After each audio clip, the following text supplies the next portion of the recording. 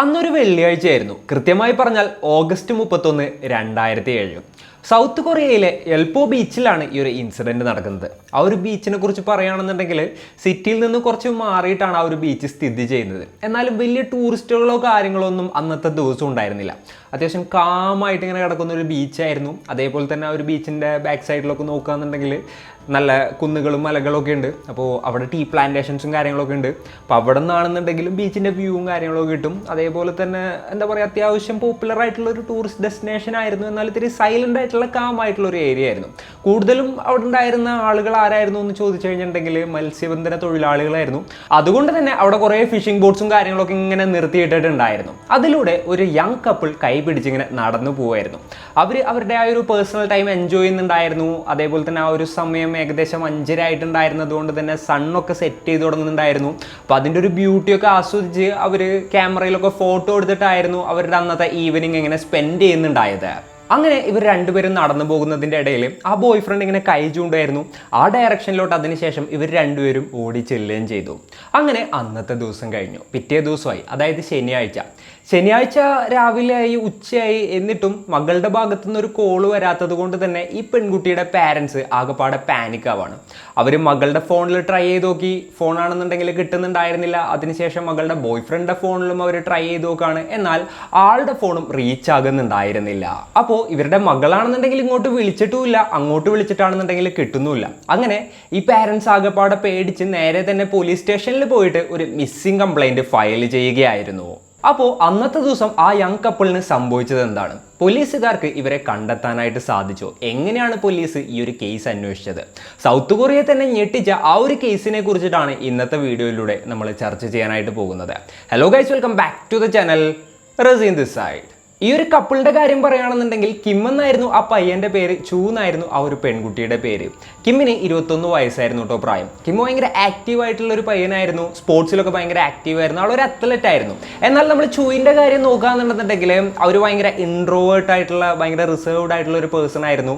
അതായത് ഇതിനു മുൻപ് അവർക്ക് വേറെ ബോയ് ഫ്രണ്ട് പോലും ഉണ്ടായിരുന്നില്ല. അതേപോലെ തന്നെ അവർക്ക് വളരെ കുറച്ച് ഫ്രണ്ട്സ് മാത്രമേ ഉണ്ടായിരുന്നുള്ളൂ. അവരുടേതായിട്ടുള്ള ആ ഒരു ഇന്നർ സർക്കിളിൽ ഒതുങ്ങിക്കൂടുന്ന ഒരു പ്രകൃതമായിരുന്നു. ഇവർ രണ്ടൊരു റിലേഷൻഷിപ്പിലായതിനു ശേഷമുള്ള ഇവരുടെ ആദ്യത്തെ ഔട്ടിംഗ് ആയിരുന്നു കേട്ടോ ഇത്. അപ്പോൾ എൽപോ ബീച്ചിൽ അന്നത്തെ വീക്കെൻഡ് സ്പെൻഡ് ചെയ്യാമെന്നുള്ളതായിരുന്നു ഇവരുടെ രണ്ടുപേരുടെയും പ്ലാൻ. ഞാൻ നേരത്തെ പറഞ്ഞതുപോലെ തന്നെ സിറ്റിയിൽ നിന്ന് കുറച്ച് മാറിയിട്ടാണെന്നുണ്ടെങ്കിലും അത്ര വലിയ ക്രൗഡോ കാര്യങ്ങളോ ഒന്നും ഇല്ലാത്തൊരു ബീച്ച് തന്നെയായിരുന്നു ഈ ബീച്ച്. എന്നാലും അത്യാവശ്യം ടൂറിസ്റ്റുകളൊക്കെ വരാറുണ്ട് കേട്ടോ. അതായത് അവിടെ ക്യാമ്പ് ചെയ്യുന്നതിനും മറ്റൊക്കെ വേണ്ടിയിട്ട് നല്ല ബ്യൂട്ടിഫുൾ ആയിട്ടുള്ള ഒരു പ്ലേസ് ആണ്. ഞാൻ നേരത്തെ പറഞ്ഞതുപോലെ തന്നെ ആ ഒരു ബീച്ചിൻ്റെ ഓപ്പോസിറ്റ് സൈഡ് നോക്കുകയാണെന്നുണ്ടെങ്കിൽ മലകളും കാര്യങ്ങളൊക്കെ കാണാനായിട്ട് സാധിക്കും. അതേപോലെ ടീ പ്ലാന്റേഷൻ ഉണ്ട്. പിന്നെ ഇതൊരു ഫിഷിംഗ് വില്ലേജ് അതിൻ്റെ സൈഡിലുണ്ട്. എന്നാലും അധികം ക്രൗഡ് അവിടെ സാധാരണഗതിയിൽ ഉണ്ടാവാറില്ല. എന്നാലും ആളുകൾ ഇതേപോലെ തന്നെ ട്രിപ്പിനും മറ്റും വരുന്നൊരു സ്ഥലം തന്നെയാണ്. അപ്പോൾ ഈ ഒരു കിമ്മും ചൂവും അവരുടെ ആ ഒരു ഈവനിങ് നല്ല രീതിയിൽ എൻജോയ് ആയിരുന്നു. അവരൊരു ഫിഷിംഗ് പിയറിലൂടെ ഇങ്ങനെ നടന്നു പോകുന്നുണ്ടായിരുന്നു. അവർക്ക് ആ ഒരു കടലിൻ്റെ വിഷ്വലും കാര്യങ്ങളൊക്കെ മര്യാദക്ക് കിട്ടുന്നതിന് വേണ്ടിയിട്ട്, ഫിഷിംഗ് പിയർ എന്ന് വെച്ച് കഴിഞ്ഞിട്ടുണ്ടെങ്കിൽ കടൽപ്പാലം, അതായത് കടലിലോട്ട് ഇങ്ങനെ തള്ളി നിൽക്കുന്ന പാലങ്ങളും കാര്യങ്ങളും നമ്മൾ പല സ്ഥലങ്ങളിലും കണ്ടിട്ടുണ്ടാവും. അതാണ് ഈ ഒരു സംഭവം. അതായത് ആളുകൾക്ക് മീൻ പിടിക്കാനും അല്ലാന്നുണ്ടെങ്കിൽ ബോട്ടുകളൊക്കെ അവിടെ വന്നു കഴിഞ്ഞിട്ടുണ്ടെന്നുണ്ടെങ്കിൽ ഡയറക്റ്റ് അങ്ങോട്ട് ഇറങ്ങാനൊക്കെ വേണ്ടിയിട്ടുള്ള അങ്ങനെയുള്ളൊരു സെറ്റപ്പ്. അപ്പോൾ ഇതിലൂടെ ഇവരിങ്ങനെ കുറച്ച് നേരം നടന്നു പോയി. എന്നിട്ട് അവരവിടെ എൻജോയ് ചെയ്തു. അതിനുശേഷം അവിടെ നിന്ന് തിരിച്ചിറങ്ങി. അതിനുശേഷം ഇങ്ങനെ നടക്കുന്നതിൻ്റെ ഇടയിലാണ് ഞാൻ ഇൻട്രോയിൽ പറഞ്ഞ ആ ഒരു ഇൻസിഡൻറ്റും കാര്യങ്ങളൊക്കെ നടക്കുന്നത്. അതിനുശേഷം ഇവരെ കുറിച്ച് ഇങ്ങോട്ട് ആരും തന്നെ കണ്ടിട്ടുമില്ല, കേട്ടിട്ടുമില്ല. അങ്ങനെ പേരൻസിൻ്റെ കംപ്ലൈൻറ്റിൻ്റെ അടിസ്ഥാനത്തിൽ പോലീസുകാർ ഇവർക്ക് വേണ്ടിയിട്ടുള്ള തിരച്ചിലും കാര്യങ്ങളൊക്കെ ആരംഭിക്കുകയാണ്. ആദ്യം തന്നെ ഇവരുടെ രണ്ടുപേരുടെയും ഫോൺ സിഗ്നലും കാര്യങ്ങളൊക്കെ നോക്കിയപ്പോൾ ആ സിഗ്നൽ ആ ടൈമിൽ ആക്റ്റീവ് ആയിരുന്നില്ല. ലാസ്റ്റ് നോൺ ലൊക്കേഷൻ ആ ഒരു ബീച്ച് തന്നെയായിരുന്നു. പിന്നീട് പോലീസുകാർ ഇവരുടെ രണ്ടുപേരുടെയും ഫോട്ടോയും കൊണ്ട് ആ ഒരു ഏരിയയിലുള്ള കംപ്ലീറ്റ് ആളുകളുടെ അടുത്ത് പോയിട്ട് ഇവരെ കണ്ടിട്ടുണ്ടോ, കഴിഞ്ഞ ദിവസം ഇവരിവിടെ എവിടെ ഉണ്ടായിരുന്നു എന്നുള്ള കാര്യങ്ങളൊക്കെ ചോദിക്കുകയാണ്. അപ്പോൾ കുറച്ച് ആളുകൾ ഇവരെ റെക്കഗ്നൈസ് ചെയ്യുകയും ചെയ്തു. യെസ്, ഇവർ രണ്ടുപേരെയും ഇന്നലെ ഇവിടെ കണ്ടിട്ടുണ്ടായിരുന്നു. വളരെ ഹാപ്പി ആയിട്ട് ഇതിലൂടെ നടന്നു പോകുന്നുണ്ടായിരുന്നു. സാധാരണ കപ്പിളിനെ പോലെ തന്നെയായിരുന്നു. ഇവർക്കിടയിൽ ഒരു പ്രശ്നമുള്ളതായിട്ടോ അങ്ങനെയുള്ളതായിട്ടൊന്നും ഫീൽ ചെയ്തിട്ടുണ്ടായിരുന്നില്ല. ആസ് യൂഷ്വൽ ഒരു നോർമൽ കപ്പിൾ ചെയ്യുന്ന കാര്യങ്ങൾ തന്നെയായിരുന്നു ഇവർ ചെയ്യുന്നുണ്ടായിരുന്നത്. അവരവരുടെ ടൈം അവിടെ എൻജോയ് ചെയ്യായിരുന്നു തുടങ്ങിയിട്ടുള്ള ഉത്തരങ്ങളാണ് പോലീസിന് ഇൻവെസ്റ്റിഗേഷനിൽ നിന്നും ലഭിച്ചത്. അതേപോലെ തന്നെ സംശയിക്കത്തക്കതായിട്ടുള്ള യാതൊന്നും തന്നെ അവിടെ നിന്ന് കണ്ടെത്താനും പോലീസിനെ കൊണ്ട് സാധിച്ചില്ല. പോലീസുകാർ അങ്ങനെ 2 ദിവസം ഇവർക്ക് വേണ്ടിയിട്ടുള്ള തിരച്ചിലും കാര്യങ്ങളൊക്കെ ഊർജിതമായിട്ട് നടത്തിയെന്നുണ്ടെങ്കിലും ഇവരെക്കുറിച്ചൊന്നും തന്നെ കണ്ടുപിടിക്കാനായിട്ട് സാധിച്ചില്ല. അങ്ങനെ ഇരിക്കുകയാണ് സെപ്റ്റംബർ 3-ാം തീയതി ആ ഒരു ഇൻസിഡൻറ്റ് നടക്കുന്നത്. ഒരു ഫിഷർമാൻ ആ ഒരു കടലിൻ്റെ അവിടെ നിന്ന് കുറച്ച് മാറിയിട്ട് ഈ പറഞ്ഞ പോലെ തന്നെ ഒരു ബോഡി ഇങ്ങനെ പൊന്തി കിടക്കുന്നത് കാണുകയാണ്. ആള് ആകെപ്പാടെ പാനിക്കായ ഒരു ബോഡി കണ്ടപ്പോൾ ആ ഒരു ബോഡിനെ കുറിച്ച് ഇങ്ങേറ്റ് ഉടനെ തന്നെ അതോറിറ്റീസിനെ വിവരം അറിയിക്കുകയായിരുന്നു. അവർ വന്നിങ്ങേറ്റ് പരിശോധിച്ചപ്പോൾ അതൊരു പെൺകുട്ടിയുടെ ബോഡിയാണെന്ന് മനസ്സിലാക്കാനായിട്ട് സാധിച്ചു. അത് വേറെ ആരുടെയും ബോഡി ആയിരുന്നില്ല, ചൂവിൻ്റെ തന്നെ ബോഡിയായിരുന്നു. അതിനുശേഷം 1-2 ദിവസം കഴിഞ്ഞിട്ട് 5-ാം തീയതിയാണ് ഈ ഒരു സമാനമായിട്ടുള്ള സാഹചര്യത്തിൽ കിമ്മിൻ്റെ ബോഡി പോലീസുകാർക്ക് കണ്ടെത്താനായിട്ട് സാധിച്ചത്. അതുപോലെ തന്നെ ഈ ഒരു ബോഡിയും കാര്യങ്ങളും കുറച്ച് ദിവസം കടലിൽ കിടന്നതുകൊണ്ട് തന്നെ ബോഡി റെക്കഗ്നൈസ് ചെയ്യാൻ പറ്റാത്തൊരു സിറ്റുവേഷനിലോട്ട് കാര്യങ്ങൾ എത്തിയിട്ടുണ്ടായിരുന്നു. അതിനുശേഷം ബോഡിയും കാര്യങ്ങളൊക്കെ റിക്കവർ ചെയ്തിട്ട് ഓട്ടോപ്സിക്കായിട്ട് ഹോസ്പിറ്റലിലോട്ട് അയക്കുകയായിരുന്നു. ഓട്ടോപ്സി ചെയ്തപ്പോൾ ഇവരുടെ എല്ലുകളും കാര്യങ്ങളൊക്കെ പല സ്ഥലങ്ങളിൽ ഒടിഞ്ഞിട്ടുണ്ടെന്നും പോലീസിന് മനസ്സിലാക്കാനായിട്ട് സാധിച്ചു. ബട്ട് എന്തൊക്കെയാണെങ്കിലും ഇവരെ ആരെങ്കിലും അപായപ്പെടുത്തിയതാണോ അല്ല എന്നുണ്ടെങ്കിൽ ഇവർ കടലിൽ വീണതിന് ശേഷം ഇവരുടെ ബോഡി വന്നിങ്ങായിട്ട് വല്ല പാറക്കെട്ടിലിടിച്ചിട്ട് എല്ലുകൾ ഒടിഞ്ഞതാണോ എന്ന് മനസ്സിലാക്കാനായിട്ട് പോലീസിനെ കൊണ്ട് ആ ഒരു സമയത്ത് സാധിച്ചിട്ടുണ്ടായിരുന്നില്ല. എന്നാലും ആ ഒരു ബീച്ചിൽ വെച്ചിട്ട് ഇവരാരെങ്കിലും അപായപ്പെടുത്തിയതാവും എന്നുള്ളൊരു സംശയം പോലീസിന് ഉണ്ടായിരുന്നു. അങ്ങനെ പോലീസുകാർ ആ ഒരു ഏരിയയിലുള്ള CCTV വിഷ്വൽസും കാര്യങ്ങളൊക്കെ പരിശോധിക്കുകയാണ്. അപ്പോൾ അവിടെ അധികം അങ്ങനെ CCTV ക്യാമറാസ് ഒന്നും ഉണ്ടായിരുന്നില്ല, അത് ആ ഒരു ടൈമും കൂടിയാണല്ലോ. എന്നാലും അവിടെ ഒരു ക്യാമറ ഉണ്ടായിരുന്നു. ആ ഒരു ക്യാമറയും കാര്യങ്ങളൊക്കെ പരിശോധിച്ചപ്പോൾ ഇവരുടെ 2 പേരുടെയും വിഷ്വല് പോലീസിന് ലഭിക്കുകയാണ്. ആ ഒരു വിഷ്വൽ ഉണ്ടായിരുന്നത് എന്തായിരുന്നു എന്ന് വെച്ച് കഴിഞ്ഞിട്ടുണ്ടെന്നുണ്ടെങ്കിൽ ഇവർ ആ ഒരു കടൽപ്പാലത്തിൻ്റെ താഴത്തു കൂടെ ആ ഒരു കുറേ ബോട്ടുകൾ കാര്യങ്ങളൊക്കെ നിർത്തിയിട്ടിട്ടുണ്ട്. അതായത് കുറച്ച് കയറ്റിയിട്ടുണ്ട്. നമുക്കറിയാലോ, മീൻപിടുത്ത വഞ്ചികളും മീൻപിടുത്ത ബോട്ടുകളൊക്കെ ഇങ്ങനെ എന്താ പറയുക കടൽക്കരയിൽ ഇങ്ങനെ കയറ്റിയിട്ടുണ്ടാവുമല്ലോ. അപ്പോൾ അതിൻ്റെ ഇടയിലൂടെ ഇവരിങ്ങനെ നടന്നു പോകുന്നതിൻ്റെ ഒരു വിഷ്വലായിരുന്നു പോലീസിന് കാണാനായിട്ട് സാധിച്ചത്. പോലീസുകാർ ആ ഫുട്ടേജും കാര്യങ്ങളൊക്കെ എങ്ങനെയൊക്കെ പരിശോധിച്ചിട്ടും സംശയാസ്പദമായിട്ടുള്ള ഒന്നും തന്നെ കണ്ടെത്താനായിട്ട് അവരെ കൊണ്ട് സാധിച്ചില്ല. നോർമലായിട്ടുള്ള ഒരു കപ്പിള് കൈയൊക്കെ കോർത്ത് പിടിച്ച് കഴിഞ്ഞിട്ട് ബീച്ചിലൂടെ ഇങ്ങനെ നടന്നു പോകുന്ന ആ ഒരു വിഷ്വൽ മാത്രം. ഇവരല്ലാതെ വേറെ ആരും തന്നെ ആ ഒരു ഏരിയയിലോട്ട് വന്നിട്ട് പോലും ഉണ്ടായിരുന്നില്ല. സോ വേറെ ആളുകളാരും വന്നില്ല എന്നുണ്ടെങ്കിൽ ഈ പറഞ്ഞ പോലെ തന്നെ എന്താ പറയുക, വേറെ ആരെങ്കിലും ഇവർ അപായപ്പെടുത്താനുള്ള സാധ്യതകളൊന്നും ഇല്ലല്ലോ. അപ്പോൾ ഇവർ 2 പേരും വല്ല കടലിൽ ഇറങ്ങിയിട്ടുണ്ടാവും. കടലിൽ ഇറങ്ങിയ സമയത്ത് തിരയടിച്ചങ്ങായിട്ട് ഉള്ളിലോട്ട് പോയിട്ടുണ്ടാവും. അതായത് ഇപ്പോൾ ആരെങ്കിലും ഒരാൾ പോയപ്പോൾ രക്ഷിക്കാനായിട്ട് അടുത്ത ആളൂടെ പോയപ്പോൾ 2 പേരും കൂടെ കടൽ വലിച്ചുകൊണ്ട് പോയിട്ടുണ്ടാവും. അങ്ങനെയായിരിക്കാം ഈ ഒരു മരണം സംഭവിച്ചത് എന്നുള്ളൊരു അസംഷനിലോട്ടാണ് പോലീസുകാരെത്തിയത്. പിന്നെ അടുത്തൊരു പോലീസിന്റെ തിയറി എന്തായിരുന്നു എന്ന് വെച്ച് കഴിഞ്ഞിട്ടുണ്ടെങ്കിൽ ഇവർ 2 പേരും കൂടെയും ഒരുമിച്ച് പോയിട്ട് സൂയിസൈഡ് ചെയ്തതായിരിക്കും എന്നുള്ളതായിരുന്നു. എന്നാൽ ഈ 2 തിയറിയും അക്സെപ്റ്റ് ചെയ്യാനായിട്ട് ഇവരുടെ 2 പേരുടെയും പാരൻസിനെ കൊണ്ട് സാധിക്കുന്നുണ്ടായിരുന്നില്ല. ഇവരെ 2 പേരെയും ആരോ അപായപ്പെടുത്തിയതാണെന്നുള്ളൊരു സ്റ്റാൻഡിൽ തന്നെ അവർ ഉറച്ചു നിൽക്കുകയായിരുന്നു. എന്നാലും പോലീസുകാർ എവിഡൻസും കാര്യങ്ങളൊക്കെ നോക്കിയപ്പോൾ അങ്ങനെയുള്ളൊന്നും തന്നെ നടന്നിട്ടുണ്ടാവാനുള്ളൊരു യാതൊരു സാധ്യതയും അവർക്ക് കണ്ടെത്താനായിട്ട് സാധിച്ചില്ല. സോ ആ ഒരു കേസ് അവർ ക്ലോസ് ചെയ്യാണ്. അങ്ങനെ ആ ഒരു കേസിൻ്റെ എന്താ പറയുക കാര്യങ്ങളൊക്കെ ഇങ്ങനെ കെട്ടടങ്ങി ഇങ്ങനെ പോവായിരുന്നു. എന്നാൽ സെപ്റ്റംബർ 26-ന് വീണ്ടും ആ ഒരു നാടിനെ നടുക്കുന്ന ഒരു ഇൻസിഡൻറ്റ് കൂടെ സംഭവിക്കുകയാണ്. അതിനുശേഷമാണ് ഈ ഒരു കേസ് വീണ്ടും റീഓപ്പൺ ചെയ്യുന്നത്. യെസ്, എൽപോ ബീച്ചിൽ കിമ്മിൻ്റെയും ചൂവിൻ്റെയും മരണം നടന്ന ഏകദേശം 4 ആഴ്ച കഴിഞ്ഞപ്പോൾ വീണ്ടും സമാന സാഹചര്യത്തിൽ 2 മൃതദേഹങ്ങൾ കൂടി കിട്ടുകയാണ്. ഇത്തവണ 2 മൃതദേഹങ്ങളും പെൺകുട്ടികളുടേതായിരുന്നു. ഒരു 20-നും 25-നും ഇടയിൽ പ്രായമുള്ള പെൺകുട്ടികളുടെ ബോഡിയായിരുന്നു പോലീസിന് അവിടെ നിന്ന് കണ്ടെടുക്കാനായിട്ട് സാധിച്ചത്. ഓട്ടോപ്സി റിപ്പോർട്ടും കാര്യങ്ങളൊക്കെ പരിശോധിച്ചപ്പോൾ ഇവരുടെ 2 പേരുടെയും മേത്തുണ്ടായിരുന്ന സിമിലർ ആയിട്ടുള്ള പരിക്കുകൾ തന്നെയായിരുന്നു ഈ 2 പെൺകുട്ടികളുടെയും മേത്തുണ്ടായിരുന്നത്.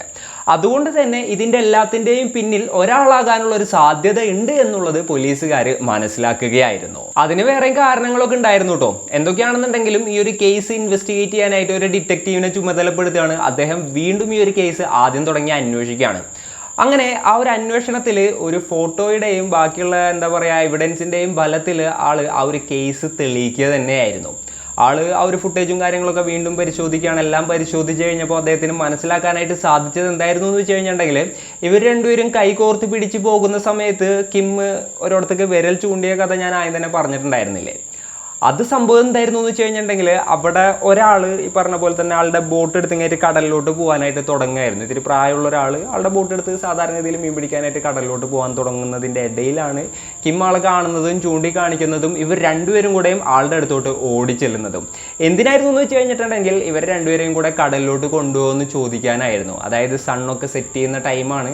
അപ്പോൾ ഇയാളുടെ കൂടെ ഫിഷിംഗ് ബോട്ടിൽ കയറിയിട്ട് ജസ്റ്റ് ഒന്ന് കടലിലൊന്ന് കറങ്ങിയിട്ട് വന്നു കഴിഞ്ഞിട്ടുണ്ടെങ്കിൽ നല്ല അടിപൊളിയായിരിക്കും എന്നുള്ളൊരു ായിരുന്നു ഇവർ 2 പേരും നേരെ അയാളുടെ അടുത്തോട്ട് എത്തിയത്. ആ ഫിഷർമാൻ്റെ പേര് ഓഹ് ജോങ് ജിയുങ് എന്നായിരുന്നു. ഇയാൾക്ക് ഏകദേശം 70 വയസ്സോളം പ്രായം ഉണ്ടായിരുന്നു കേട്ടോ. അങ്ങനെ ഇവർ 2 പേരും നേരെ ഈ ഒരു ജിയുങ്ങിൻ്റെ ഫിഷിംഗ് ബോട്ടിൻ്റെ അടുത്തോട്ട് എത്തി. ആളുടെ അടുത്ത് ആ ഒരു ഫിഷിംഗ് ബോട്ടിൽ കയറ്റുമെന്ന് ചോദിച്ചു. ആദ്യം ആൾ ചെറുതായിട്ടൊന്ന് മടിച്ചെന്നുണ്ടെങ്കിലും അതിനുശേഷം ആൾ വാക്കേറ് എന്നുള്ളൊരു രീതിയിൽ ഇവരുടെ അടുത്ത് പറയായിരുന്നു. അങ്ങനെ ഇവർ 2 പേരും ആ ഒരു ഫിഷിംഗ് ബോട്ടിൻ്റെ ഉള്ളിലോട്ട് കയറി അതിനുശേഷം ഇവർ നേരെ കടലിലോട്ട് യാത്ര തിരിക്കുകയും ചെയ്തു. ഈ മീൻപിടുത്തക്കാരൻ അത്യാവശ്യം പ്രായമൊക്കെ ഉണ്ടെന്നുണ്ടെങ്കിലും ചെറുപ്പത്തിലെ തുടങ്ങി കടലിൽ പോകുന്ന ഒരാളാണ്. അതുകൊണ്ട് തന്നെ ആൾ ഫിസിക്കലി ഭയങ്കര സ്ട്രോങ് ആയിരുന്നു. അങ്ങനെ ഇവർ രണ്ടുപേരും ഇയാളുടെ ബോട്ടിൽ കയറി. അപ്പോൾ ഇവരിങ്ങനെ ട്രാവൽ ചെയ്തു, കുറേ അങ്ങ് ചെന്നു, അതായത് ഇതിരി കടലിൻ്റെ അകത്തോട്ട് ചെന്നു. അപ്പോഴാണ് ഇയാളുടെ സ്വഭാവം മാറുന്നത്.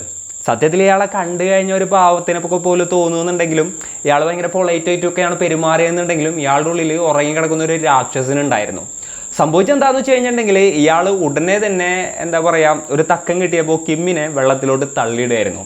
കിം അത്യാവശ്യം അത്ലറ്റിക് ആയിട്ടുള്ള ഒരാളാണ്. ഞാൻ നേരത്തെ പറഞ്ഞതുപോലെ തന്നെ ആൾ പിന്നെയും തിരിച്ച് ബോട്ടിലോട്ട് കയറാനായിട്ട് നോക്കി. ആ ഒരു സമയത്ത് ഇയാളുടെ കയ്യിലൊരു ഇരുമ്പിൻ്റെ ഹുക്കൊക്കെ ഉള്ളൊരു ഫിഷിംഗ് റോഡ് പോലത്തെ ഒരു സാധനം ഉണ്ടായിരുന്നു. അത് വെച്ചിങ്ങായിട്ട് ഇയാൾ ഈ ഒരു കിമ്മിനെ അടിച്ചടിച്ചടിച്ച് കൊലപ്പെടുത്തുന്ന ഒരു സിറ്റുവേഷനിലോട്ടാണ് കാര്യങ്ങൾ എത്തിയത്. ചൂ ഇതൊക്കെ കൂടെ കണ്ട് ഷോക്കായിട്ട് നിൽക്കുകയായിരുന്നു. അതിനുശേഷം ഇയാൾ ചൂവിനെ കടന്നു പിടിക്കുകയായിരുന്നു. പിന്നീട് എന്താ പറയുക, ആ ഒരു പെൺകുട്ടിയെ അസോൾട്ട് ചെയ്തതിന് ശേഷം സമാനമായിട്ടുള്ള രീതിയിൽ ആ ഒരു പെൺകുട്ടിയെയും കൂടെ കൊലപ്പെടുത്തുകയായിരുന്നു. അതിനുശേഷം ഒന്നും അറിയാത്തതുപോലെ ആളുടെ മീൻപിടുത്തവും കാര്യങ്ങളൊക്കെ തുടർന്നു. പിന്നീട് പിടിച്ച മീനും കൊണ്ട് ആൾ തിരിച്ചു വന്നു. അതിനുശേഷം ആ മീനൊക്കെ വിറ്റ് ഒന്നും അറിയാത്തതുപോലെ ആൾ നേരെ ആളുടെ വീട്ടിലോട്ട് പോവുകയും ചെയ്തു. അങ്ങനെ കുറച്ച് ദിവസം കഴിഞ്ഞപ്പോൾ പോലീസിന് ഈ ഒരു കിമ്മിൻ്റെയും ചൂവിൻ്റെയും ബോഡി ലഭിക്കുകയാണ്. എന്നാൽ ഒന്നും തന്നെ പോലീസിനെ കൊണ്ട് കണ്ടെത്താനായിട്ട് സാധിച്ചിട്ടുണ്ടായിരുന്നില്ല. ആ ഒരു കേസ് അങ്ങനെ ക്ലോസ് ചെയ്തിട്ടുണ്ടായിരുന്നു. അങ്ങനെ ഇരിക്കുകയാണ് ഒരു 4 ആഴ്ച കഴിഞ്ഞപ്പോൾ വേറെ 2 പെൺകുട്ടികൾ ഇതേപോലെ തന്നെ വരുന്നതും അതേപോലെ ഇയാളുടെ അടുത്ത് ആ ഒരു കടലിൻ്റെ അകത്തോട്ട് കൊണ്ടുപോകുമെന്ന് ചോദിക്കുന്നതും ഇയാൾ സമ്മതിക്കുന്നതും. എന്നാൽ ഈ ഒരു ബോട്ട് കുറച്ചങ്ങ് പോയി തുടങ്ങിയപ്പോൾ തന്നെ ഈ പെൺകുട്ടികളിൽ ഒരാൾക്ക് എന്തൊക്കെയോ ഒരു ബാഡ് അടിക്കുകയാണ്. ആ പെൺകുട്ടി ഉടനെ തന്നെ തൻ്റെ ഫ്രണ്ടിന് മെസ്സേജ് അയക്കുകയാണ്. എന്തോ ഈ ഒരു ബോട്ടിലത്തെ അറ്റ്മോസ്ഫിയറും കാര്യങ്ങളും ശരിയല്ല, പോലീസിനെ വിവരം അറിയിച്ചോ, എന്തോ പണി കിട്ടാനായിട്ട് തോന്നുന്നുണ്ട് എന്നുള്ളൊരു ഇൻസ്റ്റിങ്ക്റ്റ് ആ ഒരു പെൺകുട്ടിക്ക് ഉണ്ടാവുകയാണ്. ഇയാളുടെ പെരുമാറ്റവും കാര്യങ്ങളൊക്കെ കണ്ടപ്പോൾ എന്തോ ഒരു സ്പെൽ മിസ്റ്റേക്ക് തോന്നുകയാണ്. അങ്ങനെ ആ ഒരു മെസ്സേജ് അയക്കുകയും ചെയ്തു. ആ പെൺകുട്ടി പ്രതീക്ഷിച്ചതുപോലെ തന്നെ സംഭവിച്ചു. കുറച്ച് കടലിൻ്റെ അകത്തോട്ട് ഒരു ബോട്ട് കയറിയപ്പോൾ ഈ 2 പെൺകുട്ടികളെയും ഇയാൾ കയറി പിടിക്കാനായിട്ട് നോക്കി. അതിൻ്റെ ഇടയിൽ സ്ട്രഗിളും കാര്യങ്ങളും നടന്നു. പിന്നീട് ആദ്യത്തെ ആ ഒരു ഇൻസിഡൻറ്റിൽ സംഭവിച്ചതുപോലെ തന്നെ ഇയാൾ ഈ പെൺകുട്ടികളെ നേരെ ബോട്ടിൽ നിന്ന് തള്ളിയിടുകയായിരുന്നു. അതിനുശേഷം തലക്കടിച്ച് കൊലപ്പെടുത്തുന്ന ഒരു സിറ്റുവേഷനിലോട്ടാണ് കാര്യങ്ങൾ എത്തിയത്. അങ്ങനെ പോലീസുകാർ ഈ മെസ്സേജിൻ്റെയും മറ്റും കാര്യങ്ങൾ മനസ്സിലാക്കിയ ശേഷം ആ ഒരു ബോട്ട് തപ്പി ഇറങ്ങുമായിരുന്നു. അന്നത്തെ ദിവസം വേറെ ബോട്ടുകൾ ഒന്നും തന്നെ കടലിലോട്ട് പോയിട്ടുണ്ടായിരുന്നില്ല. അന്നൊരു ലീവ് ദിവസമായിരുന്നു. അന്ന് ഒരേ ഒരു ബോട്ട് മാത്രമേ കടലിലോട്ട് പോയിട്ടുണ്ടായിരുന്നുള്ളൂ. അത് ഓയിൻ്റെ ബോട്ടായിരുന്നു. അങ്ങനെ പോലീസുകാർ നേരെ തന്നെ അയാളെ പൊക്കുകയാണ്. അപ്പോൾ ഈ കൊല്ലപ്പെട്ട ആളുകളുടെ കുറച്ച് ബിലോയിങ്സും കാര്യങ്ങളൊക്കെ ആളുടെ അടുത്ത് നിന്ന് കണ്ടെത്താനായിട്ട് പോലീസിനെ കൊണ്ട് സാധിച്ചു. അതേപോലെ തന്നെ ആദ്യം മരിച്ച 2 പേരില്ല കപ്പിൾസ്, അവരുടെ ക്യാമറയും പോലീസിന് കിട്ടുകയാണ്. ക്യാമറ കുറച്ച് നാശമായിട്ടുണ്ടായിരുന്നുണ്ടെങ്കിലും അതിൻ്റെ ഉള്ളിൽ നിന്ന് ഫോട്ടോസും കാര്യങ്ങളൊക്കെ പോലീസുകാർ റിക്കവർ ചെയ്തെടുക്കുകയാണ്. അപ്പോൾ ആ പെൺകുട്ടി എടുത്ത കുറച്ച് ഫോട്ടോസിൻ്റെ ഇടയിൽ ഇയാൾ നിൽക്കുന്നൊരു ഫോട്ടോയും കൂടെ ഉണ്ടായിരുന്നു. അപ്പോൾ അവർ രണ്ടുപേരും ഇയാളുടെ ബോട്ടിൽ തന്നെയാണ് കയറിയെന്നുള്ളതും പോലീസിന് അതിൽ നിന്ന് എന്താ പറയുക മനസ്സിലാക്കാനായിട്ട് സാധിച്ചു. ജസ്റ്റ് ഒരു ഫോട്ടോ പോലീസിന് കിട്ടിയിട്ടുണ്ടായിരുന്നു. അപ്പോൾ പോലീസുകാർ ഈ ഒരു കിമ്മിൻ്റെയും ചൂവിൻ്റെയും ഡെത്ത് ആക്സിഡൻ്റൽ ഡെത്ത് ആണെന്നുള്ള രീതിയിൽ ആ ഒരു കേസ് ക്ലോസ് ചെയ്തതിന് ശേഷം ഏകദേശം 4 ആഴ്ചകളൊക്കെ കഴിഞ്ഞതിന് ശേഷമാണ് ഈ ആൻ എന്ന് പറയുന്ന പെൺകുട്ടിയും അതേപോലെ തന്നെ ചോ എന്ന് പറയുന്ന പെൺകുട്ടിയും കൊല്ലപ്പെടുന്നതും അതിനുശേഷമുള്ള ഇൻവെസ്റ്റിഗേഷനിൽ ഇയാളെ പിടികൂടുന്നതും. പിന്നീട് ഇയാളെ കോടതിയിൽ ഹാജരാക്കുകയായിരുന്നു. അതേപോലെ തന്നെ ഇയാൾക്ക് മരണശിക്ഷ കോടതി വിധിക്കുകയും ചെയ്തു. ഇയാൾ അതിനെതിരെ കുറേ അപ്പീലുകളും കാര്യങ്ങളൊക്കെ പോയിട്ടുണ്ടായിരുന്നു. എന്നാൽ അതൊന്നും തന്നെ എന്താ പറയുക കോടതി ശരിവെച്ചിട്ടുണ്ടായിരുന്നില്ല. അതിനുശേഷം 86-ാമത്തെ വയസ്സിൽ അയാൾ ജയിലിൽ വെച്ച് തന്നെ മരണമടയുകയായിരുന്നു. അപ്പോൾ ഈ ഒരു കേസിൻ്റെ ഇതിൽ നോക്കുകയാണെന്നുണ്ടെങ്കിൽ ഇയാൾ ഇത്തരത്തിലുള്ള ഒരു ക്രൈം ചെയ്തതിൻ്റെ ആ ഒരു നാണക്കേടിലും മറ്റും ഇയാളുടെ ഒരു മകൻ ആത്മഹത്യ ചെയ്യുന്നൊരു സിറ്റുവേഷൻ ആയിരുന്നു ഉണ്ടായിരുന്നത്. ഇയാളുടെ വൈഫാണെന്നുണ്ടെങ്കിൽ സിയോളിൽ തൻ്റെ മകളുടെ അടുത്തോട്ട് താമസം മാറി പോവുകയും ചെയ്തിട്ടുണ്ടായിരുന്നു. അപ്പോൾ 2007 ടൈമിൽ കൊറിയ മുഴുവൻ ചർച്ചാ വിഷയമായിട്ടുണ്ടായിരുന്ന ഒരു കേസ് തന്നെയായിരുന്നു ഇത്. അപ്പോൾ ഒരു കപ്പിൾ ഇങ്ങനെ നടന്നു പോകുന്നതിൻ്റെ ഇടയിൽ അത്യാവശ്യം പ്രായമുള്ള ഒരു അപ്പൂപ്പൻ കടലിൽ മീൻ പിടിക്കാൻ പോകുമ്പോൾ ആരും അതിനെ ചിന്തിക്കുമല്ലോ ഈ ഒരു അപ്പൂപ്പൻ ഇത്രയും ക്രൂരനാണെന്നും ഇങ്ങനെയുള്ള കാര്യങ്ങളൊക്കെ ചെയ്യുമെന്നുള്ളതും. അപ്പോൾ ഈ യങ് കപ്പിളും അത്രയും ചിന്തിച്ചിട്ടുണ്ടായിരുന്നില്ല. ഈ പ്രായമായിട്ടുള്ള ഒരു അപ്പൂപ്പൻ്റെ കൂടെ നൈസായിട്ട് ബോട്ടിൽ ഒന്ന് കറങ്ങിയിട്ട് വരാമെന്നുള്ളൊരു തോട്ടിൽ തന്നെ ആയിരുന്നിട്ടുണ്ടാവും ഇവർ ആ ഒരു ബോട്ടിൽ കയറിയിട്ടുണ്ടാവുക. എന്നാൽ ഇയാളുടെ ഉള്ളിൽ ഇത്രയും വലിയ പൈശാചികമായിട്ടുള്ള ഒരു തോട്ട്സും കാര്യങ്ങളൊക്കെ ഉണ്ടാവുമെന്നുള്ളത് അവർ സ്വപ്നത്തിൽ പോലും കരുതിയിട്ടുണ്ടാകില്ല. അപ്പോൾ എന്തൊക്കെയാണെന്നുണ്ടെങ്കിലും ഈ ഒരു കേസ് ഇങ്ങനെയാണ് അവസാനിച്ചത്. അപ്പോൾ ഇന്നത്തെ ഒരു വീഡിയോയിൽ ഇത്രയൊക്കെയാണ് പറയാനുള്ളത്. ഈ ഒരു സ്റ്റോറിയും കാര്യങ്ങളൊക്കെ കേട്ട് കഴിഞ്ഞപ്പോൾ നിങ്ങൾക്ക് എന്താണ് തോന്നുന്നത്, നിങ്ങളുടെ തോട്ട്സും മറ്റും എന്തൊക്കെയാണെന്നുണ്ടെങ്കിലും താഴെ കമൻറ്റുകളായിട്ട് രേഖപ്പെടുത്തുക. And it's me signing off. Peace. Stay peaceful guys. Stay safe. ഇന്നെന്തോ നല്ല ചീവീടുണ്ടെന്ന് തോന്നുന്നുണ്ട്. നല്ല സൗണ്ട് ഉണ്ട്. Sorry guys.